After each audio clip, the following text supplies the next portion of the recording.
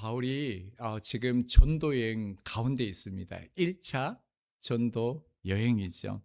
지금은 비시디아 안디옥에서 지금 회당에서 복음을 전파하고 있습니다. 17절부터 이 설교가 시작되었는데 이스라엘의 1000년 동안에 있었던 역사를 말합니다. 아브라함부터 시작해가지고요. 출애굽, 그리고 광야, 사사시대, 왕정시대, 그리고 세례 요한까지 계속적으로 지금 그들의 역사에 대해서 바울이 설교하고 있는데 그 이유가 뭐겠습니까? 이스라엘의 모든 역사는요, 결국 예수 그리스도를 말하기 때문에 그렇습니다. 그래서 바울의 설교의 핵심은 늘 똑같습니다. 변함이 없습니다. 예수님의 십자가와 부활입니다. 오직 예수 그리스도가 구원자시다, 메시아시다. 오늘 본문 역시 다윗에 대해서 이제 말하는데요. 다윗 역시 다윗을 통하여 무엇을 말하는 거겠습니까? 예수 그리스도를 말하는 것입니다. 우리가 다윗의 모습 속에서 예수 그리스도의 모습을 우리가 함께 발견하겠습니다. 36절입니다. 함께 읽습니다. 다윗은 당시에 하나님의 뜻을 따라 섬기다가 잠들어 그 조상들과 함께 묻혀 썩음을 당하였으되. 자, 하반절에요. 조상들과 함께 뭐라고 말합니까? 묻혀 썩음을 당했다라는 겁니다. 이 말은요, 다윗도 조상들처럼 죽었다, 썩어 사라졌다라는 의미입니다. 모든 유대인들이 가장 존경하는 사람이 누구입니까? 다윗이죠. 그런데 다윗이 죽었다, 썩임을 당했다, 이렇게 강조하는 의도가 뭐겠습니까? 사실 다윗은요, 하나님께서 맡기신 그 시대 가운데 하나님의 뜻을 따랐다라고 성경에도 말하고 있습니다. 충실한 사람이죠. 골리앗을 이겼을 뿐만 아니라 민족을 통일한 대단한 왕이었습니다. 그래서 지금도 온 이스라엘 백성들이 다윗과 같은 그 메시아를 기다리고요, 다윗의 왕국을 기다리는 그 사상을 가지고 있죠. 자, 그러나 바울이 무엇을 말하는 겁니까? 다윗의 육체 역시 썩음을 당할 수밖에 없는 본질적인 죄인에 지나지 않는다라는 겁니다. 너희들이 아무리 다윗을 존경하고 위대한 왕이라 할지라도 그는 우리의 구원자일 수 없다, 분명하게 얘기하는 것이죠. 자, 그리고 37절입니다. 하나님께서 살리신 이는 썩음을 당하지 아니하였나니. 자, 여기서 하나님께서 살리신 이는 누구일까요?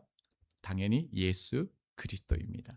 자, 특별히 이 말씀에서 주목해야 할 것은 뭐냐면요, 예수님의 부활을 말하는데 예수님이 스스로 살아나셨다라고 표현하지 않습니다.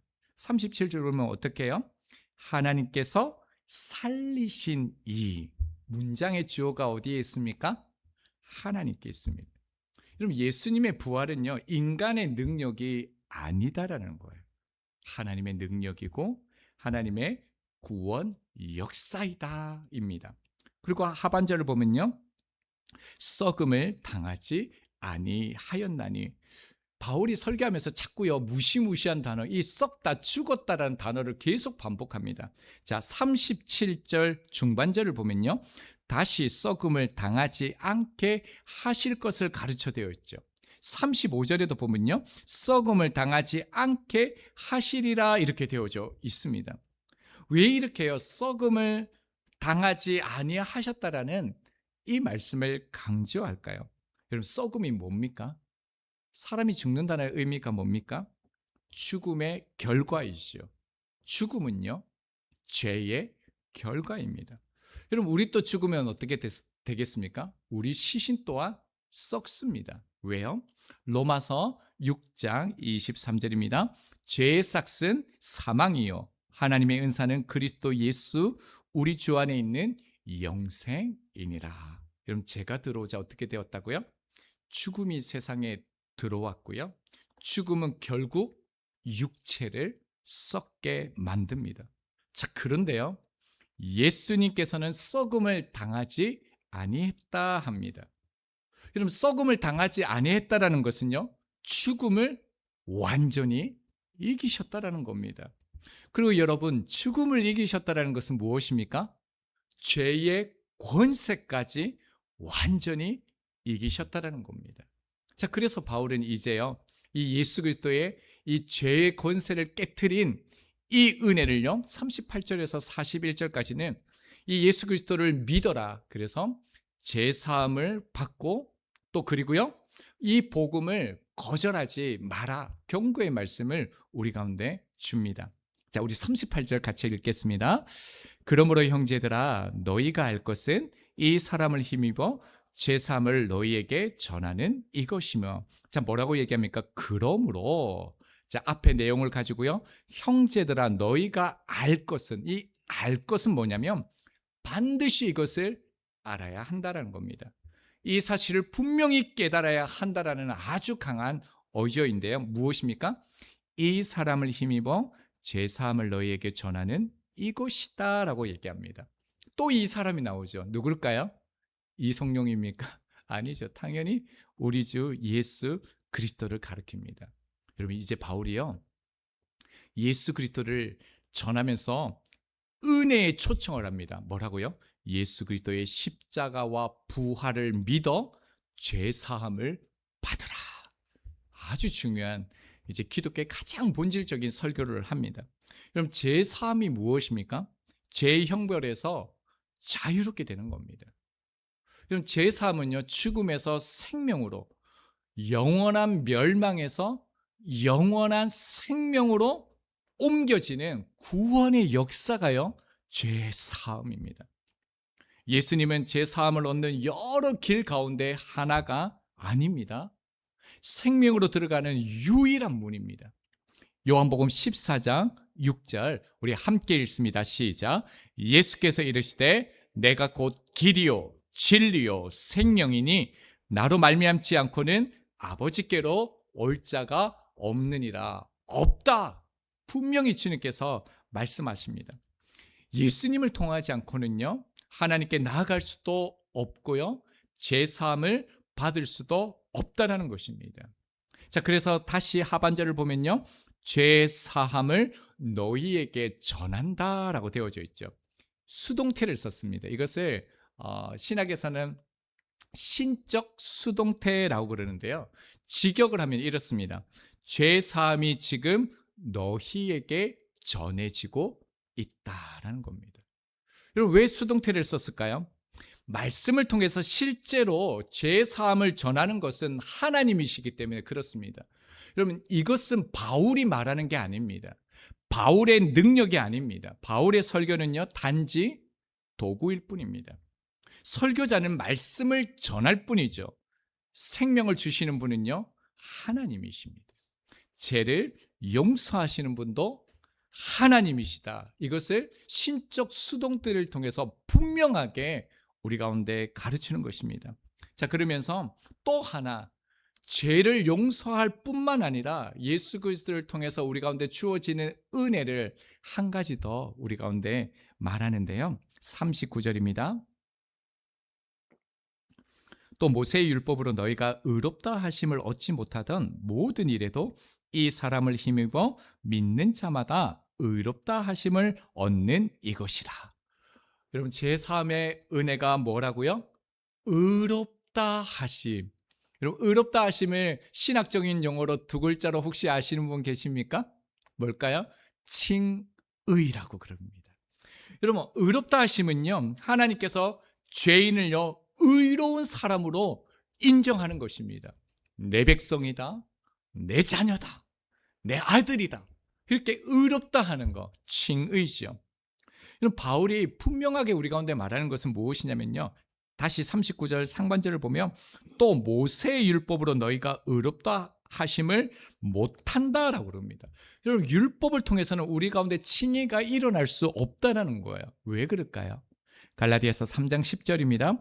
무릇 율법 행위에 속한 자들은 저주 아래에 있나니 기록된 바 누구든지 율법책에 기록된 대로 모든 일을 항상 행하지 아니하는 자는.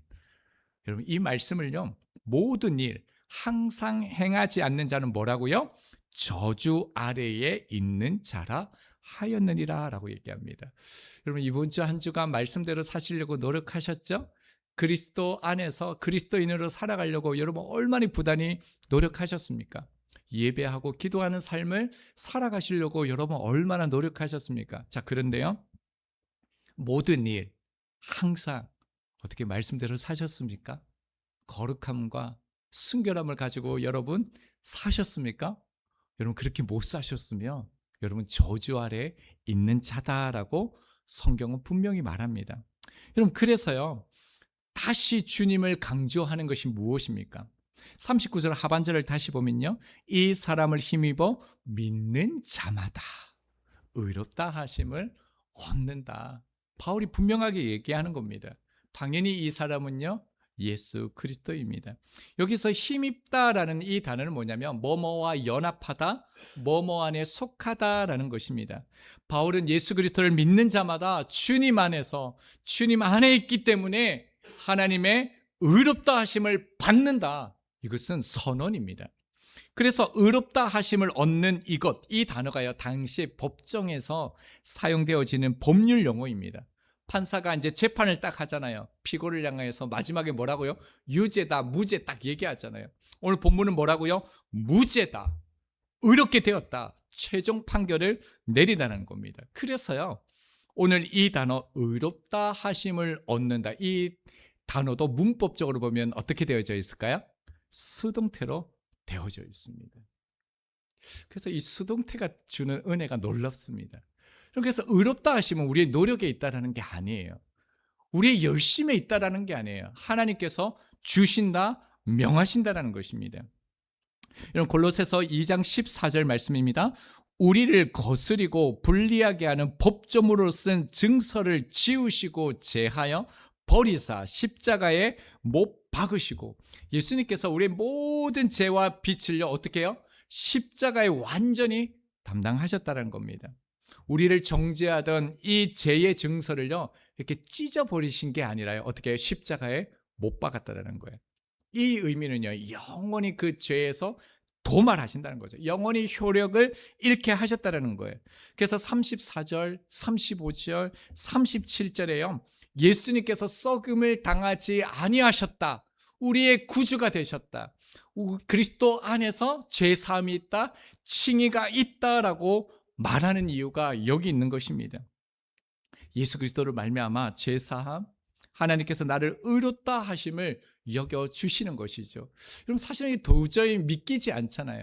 여러분 빌라도 그 재판, 이제 예수님께서 죽으시기 전에 빌라도 재판에서 어떤 재판이 있었습니까? 바라바와 예수님의 재판이 있었잖아요. 당연히 예수님은 뭡니까? 무죄죠. 바라바는요 유죄입니다.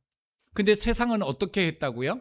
바라바는 무죄, 예수님은 유죄라는 겁니다. 여러분 성경이 왜 이걸 기록했을까요? 여러분 이 모습은 나중에 우리의 모습이라는 거예요. 여러분 나중에 우리는 반드시 하나님 앞에 서게 될 겁니다. 그때 하나님이 재판을 하실 거예요. 여러분 우리가 그렇게 깨끗하고 거룩하고 죄짓지 않고 순결한 삶을 살았습니까? 여러분 하나님 앞에 갔을 때 우리의 재판 결과는 무엇이겠습니까? 유죄입니까? 무죄입니까? 당연히 우리는 유죄이어야 합니다. 하나님 앞에 섰을 때 여기 계신 분들의 이 땅에 있는 사람들 중에 그 누구도 무죄를 받을 사람은 없습니다. 그런데요, 하나님 앞에서 우리에게 내려질 최종 판결은 무엇이라고요? 무죄라는 것. 왜요? 예수 그리스도 안에 있기 때문입니다. 예수 그리스도 안에서 하나님께서 우리를 의롭다 하셨기 때문에 너는 무죄다 하는 것입니다. 그래서 바울이요 이제 결론을 맺으면서 분명하게 우리에게 경고하는 것이 있습니다. 우리 40절 같이 볼까요? 그런즉 너희는 선지자를 통하여 말씀하신 것이 너희에게 미칠까 삼가라. 자, 그런 적이요 예수님의 죽음과 부활이 사실이라면, 너희가 이 복음을 들었다라면 너희가 반드시 결단해야 된다는 것입니다. 여러분 복음은요 은혜의 소식이 맞습니다. 여러분 복음은요 기쁜 소식이 맞습니다. 자, 그런데 동시에요 이 복음을 거절하는 자에게는요 심판의 기준이 된다는 겁니다. 그래서 하반절입니다. 너희는 선지자들을 통하여 말씀하신 것이 너희에게 미칠까 삼가라 라고 얘기합니다. 여러분, 선지자가 경고했던 심판이 너희에게 그대로 임할 수 있다. 그래서 삼가라라고 말씀합니다. 여러분, 삼가라는 뜻은 뭐냐면 보라라는 겁니다. 이 보라라는 이 명령은 어떤 뜻이냐면 주의하라, 경계하라, 깨어 있으라라는 의미입니다. 예수님께서 말씀하셨죠. 마태복음 24장 4절입니다. 예수께서 대답하여 이르시되 너희가 사람의 미혹을 받지 않도록 어떻게 해요? 주의하라, 경계하라, 깨어 있으라. 이렇게 주님께서 말씀하셨던 것이죠. 마찬가지로 바울도 똑같이 이 복음 앞에 너희가 깨어 있으라, 받아들여라 이렇게 말합니다. 근데 그렇지 않으면요, 41절 우리 마지막 말씀 함께 읽습니다. 일러스되 보라, 멸시하는 사람들아, 너희는 놀라고 멸망하라.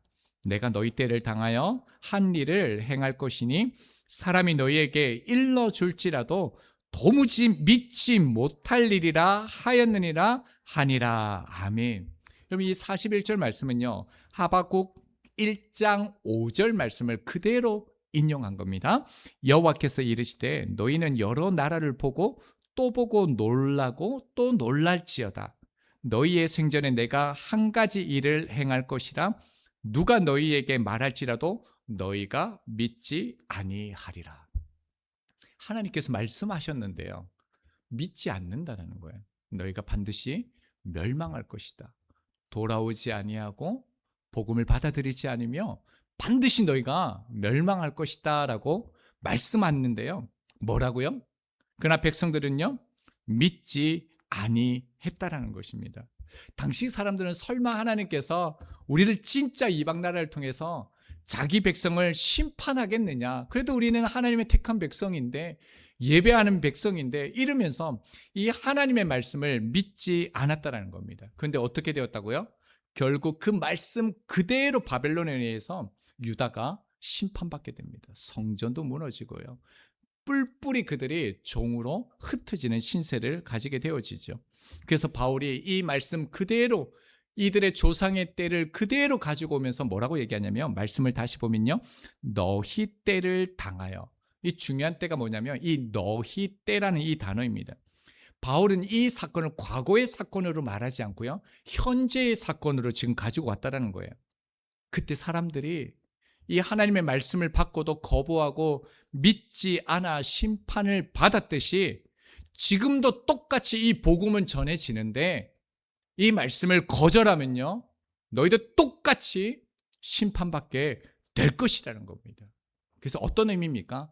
복음을 붙잡아라는 겁니다. 예수 그리스도를 믿으라는 것입니다. 자, 그런데 사람들은 어떻게 한다고요? 하반절입니다. 사람이 너희에게 일러줄지라도 도무지 믿지 못할 일이라 하였느니라. 그럼 성경은요, 계속적으로 이 백성들이 하나님의 그 복음, 구원의 소식을 전함에도 불구하고요, 도무지 믿지 않는다라는 거예요. 여러분 어떻습니까? 오늘날도 마찬가지지 않습니까? 대한민국 헌법 19조를 혹시 아십니까? 대한민국 헌법 19조는요, 모든 국민에게 양심의 자유와 종교의 자유를 보장합니다. 아주 좋은 나라지요. 누구나 믿을 자유도 있고요, 믿지 않을 자유도 있습니다. 자, 그러나요, 자유가 곧 진리를 의미하는 것은 아닙니다. 사람은 믿지 않을 자유를 선택할 수 있지만요, 그 선택의 결과까지는 바꿀 수 없습니다. 하나님은 우리의 자유, 이 자유의지를 존중하십니다. 그러나 동시에요, 그 선택에 대한 책임도 분명히 말씀하십니다. 이런 복음을 거절하는 것은 단순히 하나의 종교를 선택하지 않는 문제가 아닙니다. 하나님께서 독생자 예수 그리스도를 주신 구원의 은혜를 거부하는 것이죠. 이제 말씀을 맺으려고 합니다. 여러분, 예수님을 믿지 않으면 멸망합니다. 지옥 갑니다. 이 말씀을 혹시 언제 마지막으로 들으신 것 같습니까? 41절입니다. 보라, 멸시하는 사람들아, 너희는 놀라고 멸망하라. 여러분, 이 보라라는 단어가 뭐냐면요, 주의 깊게 보라, 깊이 생각하라는 굉장히 강한 명령입니다. 개역 개정은 이걸 굉장히 부드럽게 표현했거든요. 하나님의 말씀을 거부하는 사람, 하나님의 말씀을 믿지 않는 사람을 향하여 굉장히 강하게 보라, 멸시하는 사람들아, 놀라고 멸망하라라고 되어져 있는데, 다른 번역본을 보면요, 굉장히 강한 어조로 말씀합니다. 함께 볼까요? 개역 한글을 보면요, 보라, 멸시하는 사람들아, 너희는 놀라고 망하라. 자, 그리고요, 공동 번역입니다. 너희 비웃는 자들아, 즐겁을 하고 죽어 없어져라. 너무 강하지 않습니까? 여러분, 새 번역은 여러분이 읽습니다. 보아라, 너희 비웃는 자들아, 놀라고 망하여라. 현대인의 성경 같이 읽습니다. 비웃는 자들아, 너희는 놀라고 죽어 없어져라. 그럼 어떻습니까? 예수님의 말씀을 거부하는 사람들, 예수님이 없다라고 말하는 사람들, 그것은 하나의 종교라고 불과하다라고 말하는 사람들에게 성경이 말하는 것은요, 비웃는 자들아, 너희는 놀라고 죽어 없어져라, 단언하고 있다는 겁니다. 여러분, 이런 말씀을 전하면 사실은 좀 거북할 수 있습니다. 어쩌면 여러분도 불편하실 수도 있습니다. 이런 사람들이 다 있나, 이렇게 말할 수도 있습니다. 그러나 여러분, 사도 바울이 왜 이런 말을 합니까? 망하기를 원해서 이런 말을 하는 것입니까? 아닙니다. 여러분, 망하면 안 되기 때문에 이렇게 말하는 것입니다. 여러분, 우리들도요, 사랑을 가지고 이렇게 말할 수 있어야 됩니다. 여러분, 우리가 정말 눈물과 기도와 사랑의 섬김을 통해서 이런 마음을 전한다라면 여러분, 상대도 돌아오지 않겠습니까? 그 마음을 열지 않겠습니까? 그러므로 여러분, 우리는 정말 예수님 잘 믿어야 합니다. 제가 참 좋아하는 얘기 중에 하나가요, 한경지 목사님께서 은퇴하신 후에 남한산성에 계실 때 한국의 원로 목사님들, 교단 지도자들이 목사님께 고견을 듣기 위해서 갔습니다. 그때 한경지 목사님께서 침묵하시면서 생각하시다가요, 딱 한마디 말씀을 하셨죠. 아시죠?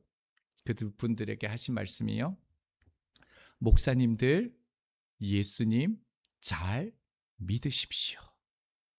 여러분, 한평생 예수님을 전하는 목회자들에게 왜 그런 말씀을 하셨을까요? 여러분, 교회를 오래 다닌 것이 중요한 것이 아니라, 목사, 장로, 권사, 집사, 직분이 중요한 게 아니라요, 성경을 많이 아는 것이 중요한 것이 아니라, 나는 정말로 예수님을 믿고 있는가? 한경진 목사님의 마지막 가르침은 결국 이거였습니다. 집사님 예수님 잘 믿으십시오. 권사님 예수님 잘 믿으십시오. 성도님 예수님 잘 믿으십시오. 여러분, 그렇다면 여러분, 우리 안에 예수님을 잘 믿지 못하게 하는 것은 무엇일까요? 성경은 그것을 죄다라고 말씀합니다. 여러분, 죄를 뜻하는 단어는 그 하마르티아죠. 관역을 빗나가다, 잃어버리다, 이런 의미를 가지고 있는데, 마땅히 걸어야 할 길을 벗어난 삶을 가리키는 것이 이 죄라는 의미입니다. 여러분, 죄가 가지는 가장 무서운 문제가 무엇입니까? 하나님과 우리 사이에 그 관계를 끊는 것이죠. 자, 그렇다면 우리가 죄를 짓지 않기 위해서, 우리가 하나님과의 관계를 유지하기 위해서 인생을 걸고 겨눠야 할 관역은 무엇이겠습니까? 그게 오늘 본문이죠. 38절에 보면요, 이 사람을 힘입어. 39절에는요, 이 사람을 힘입어. 우리의 인생을요, 예수 그리스도를 향하여, 예수 그리스도의 그 관역에 맞춰서 살아가야 된다는 겁니다. 여러분, 이것은 우리가 너무너무 잘 알고 있습니다. 예수님을 우리가 바라보고 있기 때문에 지금 예배하는 거 아닙니까? 예수님을 믿기 때문에 우리가 지금 이 자리에서 우리가 결단하고 하나님의 말씀을 듣고 있는 것이죠. 자, 그렇다면 예수님을 향하는 삶이 구체적으로 무엇인가도 알아야겠지 않습니까? 그 관역이 무엇인가? 그것을 예수님께서요, 두 가지로 우리 가운데 말씀하셨습니다. 이 두 가지는 굉장히 정말 중요합니다.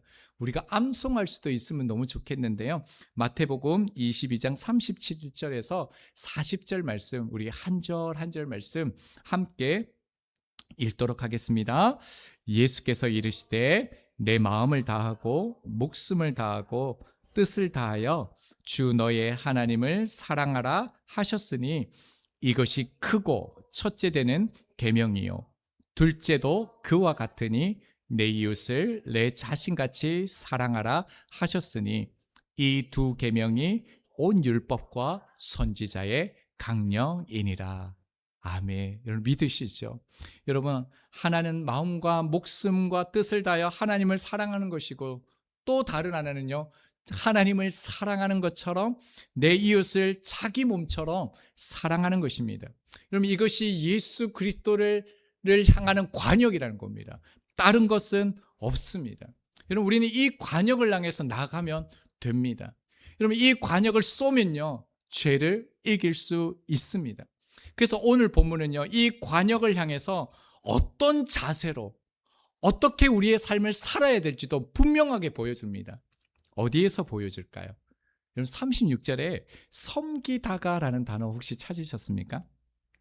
섬기다가, 이 단어가요 굉장히 재밌는 단어예요. 이 단어가 뭐냐면 그 고대 그 전함, 배 있죠. 그 배에서 제일 아래 칸에서 노를 젓던 그 하급 그 노군들의 그런 일들을 말하는 단어가 이 섬기다라는 단어입니다. 여러분, 그 노군들은 어떻습니까? 어떻게 지금 전장이 돌아가는지 모릅니다. 그냥 그들은요, 가장 아래에서 앞으로 저라면 앞으로 졌고요, 옆으로 가라면 옆으로 가고요, 좌하면 좌하고, 그거밖에 없습니다. 여러분, 이들은요, 그저 들려오는 소리의 그 명령에 순종할 뿐이죠. 영화 혹시 명량 제가 뭐라고 했습니까? 명량 보셨습니까? 막 그 싸우잖아요. 밑에서 앞으로 가 뒤로 가 그러더만 갑자기 위에서 뭐라고 얘기합니까? 백병전 이렇게 하잖아요. 그러더만 갑자기 놓아줬는 사람은요, 아무것도 모릅니다. 백병전 하니까 다 내려놓고 무기 들고 올라가서 그냥 싸우지요. 여러분, 이것이 뭐냐면 섬기다라는 뜻입니다. 여러분, 주님께서 우리 가운데 말씀하신 이 두 가지를 향하여 가져야 될 자세가 이거라는 거예요. 왜 그렇게 해야 되는지 묻지 않는 거죠.